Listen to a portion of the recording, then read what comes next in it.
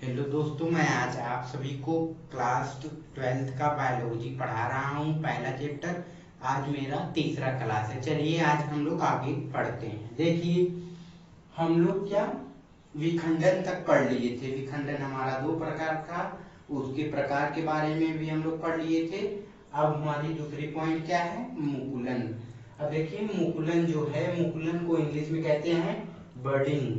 जो हमारा मुकुलन है, मुकुलन किसे कहते हैं, पहले हमें उससे डिफिनेशन उसकी पता होनी चाहिए। चलिए देखिए उसकी डिफिनेशन पढ़ते हैं।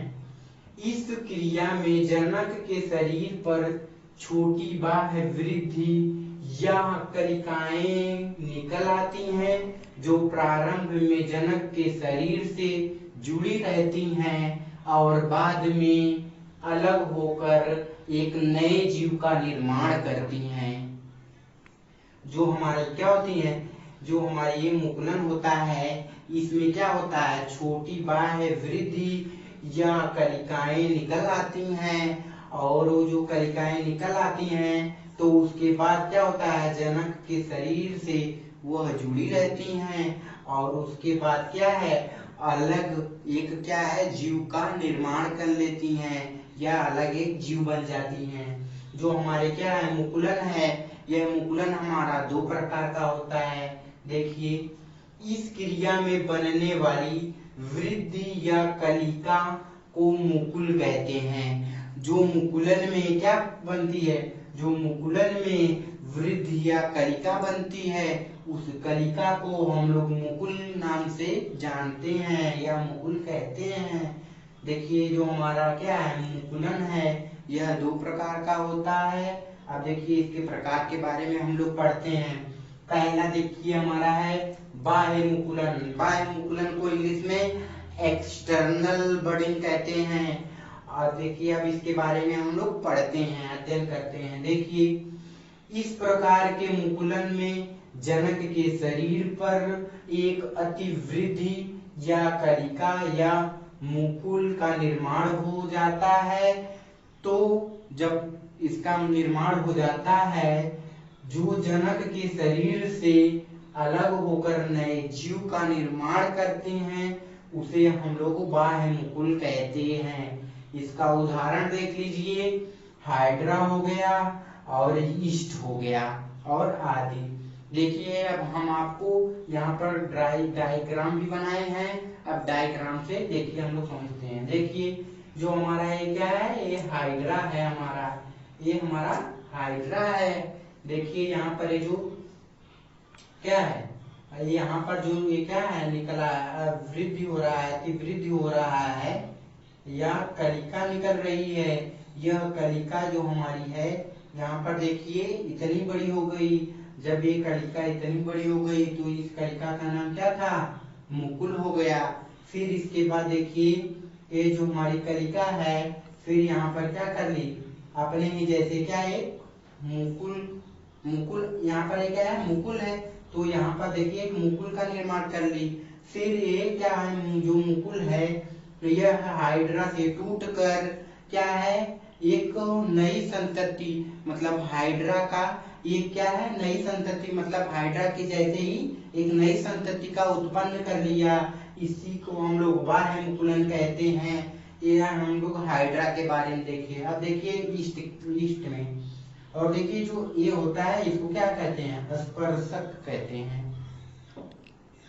अब देखिए हम लोग ईस्ट के बारे में देखते हैं। देखिए ईस्ट है, जो ये हमारा गोला है, ये जो हमारा गोला है, इस गोले को हम लोग रिक्तिका कहते हैं। और जो ये हमारा है लाल सा, ये क्या है, हमारा केंद्रक है। अब देखिए फिर इसके बाद देखिए ये हमारा क्या कर रहा है, जो हमारा ये भी क्या है, केंद्रक है। ये हमारा जो ये हमारा केंद्रक है और ये क्या है, रिक्तिका है। तो हमारा देखिए जो केंद्रक है, यह केंद्रक विभाजित हो रहा है, यहाँ पर क्या कर रहा है, विभाजित हो रहा है। फिर उसके बाद देखिए यहाँ पर क्या हो गया, यहाँ पर क्या हो गया, केंद्रक अलग हो गया, अलग हो गया। जब केंद्रक हमारा अलग हो गया, क्या हो गया, एक नई क्या है, कोशिका बना लिया, एक नई कोशिका बना लिया। अब देखिए ये क्या है, नई कोशिका बना लिया। अब जो ये क्या है, ये हमारा जो है इतना इसी को हम लोग क्या कहते हैं, कलिका कहते हैं। हमें इतना पता चल गया। आप देखिए ये क्या है, हाइड्रा में मुकुलन था और ये ईस्ट में मुकुलन है, इतना हमें पता चल गया। देखिए दूसरा क्या है, आंतरिक मुकुलन, इसको इंग्लिश में कहते हैं इंटरनल बडिंग। देखिए आंतरिक मुकुलन क्या होता है, इस प्रकार के मुकुलन में जनक के शरीर में एक अतिवृद्धि या कलिका या मुकुल का निर्माण हो जाता है, जो नए जीव के निर्माण करने में सक्षम होते हैं। स्पंज में इन संरचनाओं को क्या कहते हैं, जैम्यूल कहते हैं। स्पंज में इन संरचनाओं को जैम्यूल कहते हैं।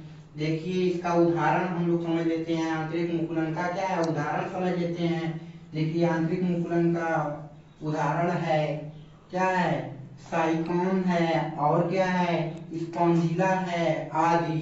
जो हमारा ये क्या है, ये इसका आंतरिक मुकुलन का क्या है, ये हमारा डायग्राम है, देख लीजिएगा आप लोग। इतना हमें इतना पता चल गया इसके बारे में, आंतरिक मुकुलन के बारे में। जो हमारा मुकुलन है समाप्त हो गया। अब देखिए क्या है अगली पॉइंट, तीसरी पॉइंट क्या है, जो हमारा तीसरी पॉइंट है हमारी, यह क्या है, जीवाणु जनन। इसको इंग्लिश में कहते हैं स्पोरुलेशन कहते हैं। देखिए हमारा जीवाणु जनन क्या होता है, देखिए हमारा जो जीवाणु जनन है इसके बारे में हम लोग पढ़ते हैं। देखिए जीवाणु एक कोशिकीय, जो हमारा जीवाणु है एक कोशिकीय एवं सूक्ष्म संरचनाएं हैं। इनका निर्माण जिन कोशिकाओं में होता है उसे हम लोग क्या कहते हैं, उससे हम लोग स्पैंजिया कहते हैं। क्या हम लोग कहते हैं उसे हम लोग क्या कहते हैं, स्पैंजिया कहते हैं। और देखिए ये बीजाणुधानी से बाहर आकर अनुकूल परिस्थितियों में अंकुरित होकर नए जीव का क्या करते हैं, निर्माण कर लेते हैं। अब देखिए आप इतना नोट कर लीजिए। अब इसके प्रकार के बीजाणु जनन के प्रकार के बारे में हम अभी आपको बता रहे हैं।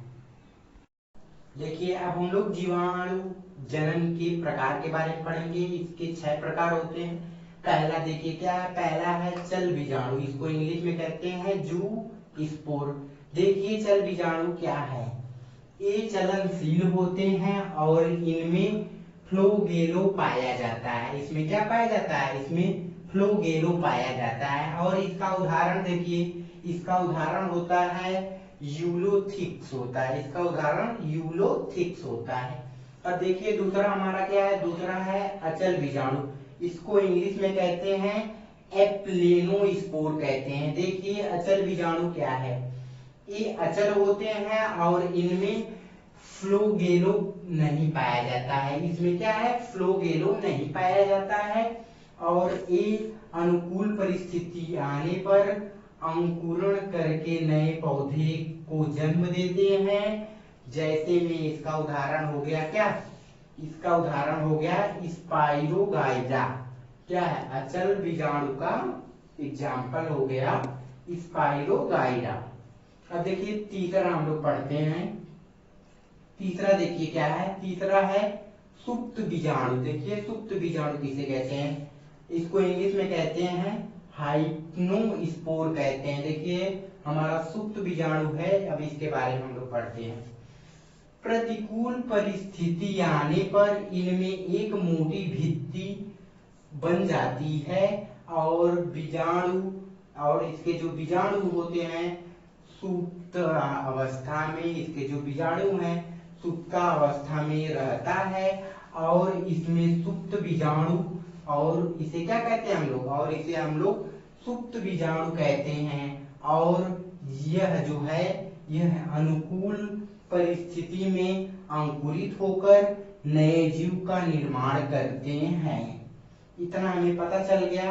अब देखिए इसका जो क्या है, इसका एक एग्जाम्पल, मतलब इसका एक डायग्राम है, इसका एक डायग्राम है। ये जो हमारा है ये क्या है, हिप्लोस्पोर है, ये हमारा क्या है, हिप्लोस्पोर है। हमें इतना पता चल गया। देखिए हमारा चौथा क्या है, चौथा हमारा है निश्चेष्ट। निश्चेष्ट क्या है हमारा, निश्चेष्ट अवस्था। इसको इंग्लिश में कहते हैं, एकीनाइट कहते हैं।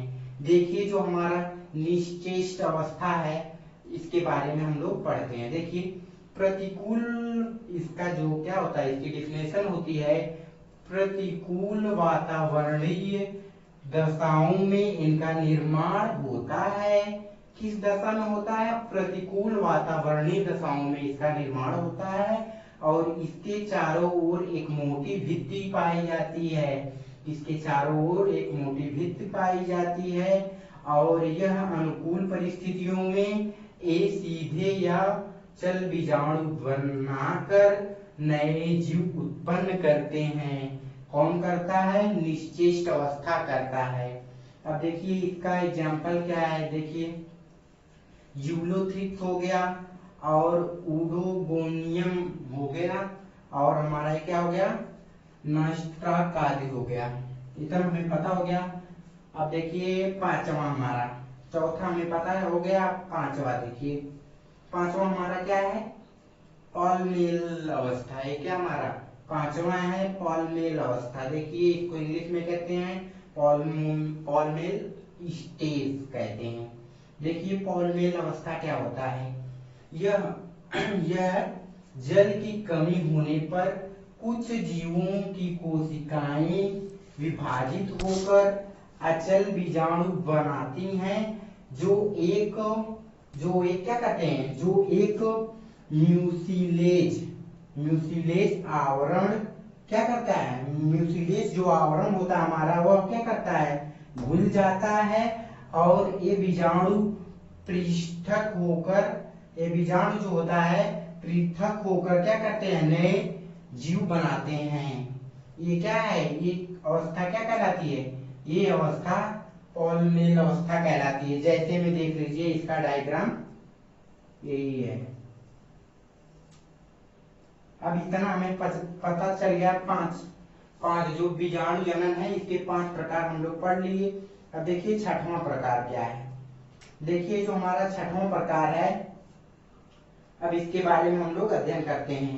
कोनिडिया, ये हमारा छठवां जो है यह क्या है, कोनिडिया है। अब देखिए इसके बारे में हम लोग पढ़ते हैं। देखिए इन बीजाणुओं का निर्माण कोशिका के बाहर होता है। इन बीजाणुओं का निर्माण कोशिका के बाहर होता है जो कवक सूत्र के अग्रभाग का क्या करता है, जो कवक सूत्र के अग्रभाग का निर्माण करते हैं उसे हम लोग कोनिडिया कहते हैं।